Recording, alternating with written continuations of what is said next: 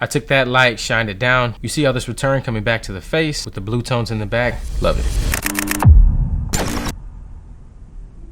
Tube lights are becoming more and more of an essential tool that you need in your kit. And so what I want to do today is talk about how I use the tube light, this tube light really, as well as some other gear to light my latest short film, Wallet. The first thing that you'll notice is the placement of the camera, which is behind these clothes, appearing to be in a closet. I think there are ways to bring out humor in a scene outside of dialogue. It can be the way something is edited. It can be camera placement. It can be sound.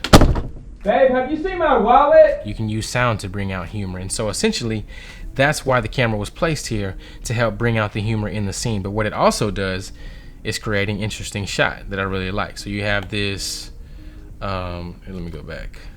So you have this nice, dirty frame here, creating this symmetrical look.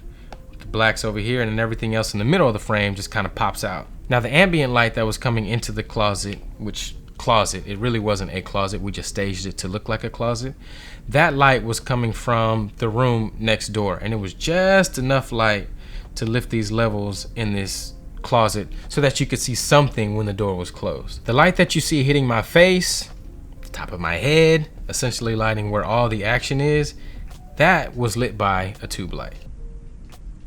I bought this tube light a very long time ago, but every now and again I find myself pulling it out to use it on shoots. And yeah, I mean, on this one it came in handy. It's bright, it's 4 foot, it's bicolor, which is nice.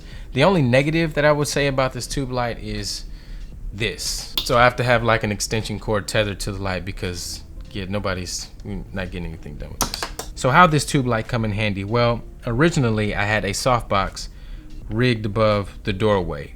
The problem was that softbox was so big and so wide that it was pushing the light off of the door and creating this really toppy look. And so because of that toppy look, I was getting these deep shadows in the eyes that I didn't like. What the tube light did was allow me to get that light as close to the doorway as I could, creating more of a frontal light that was a more pleasing look on the talent, you know, where all the action was taking place. And here, let's go to another shot.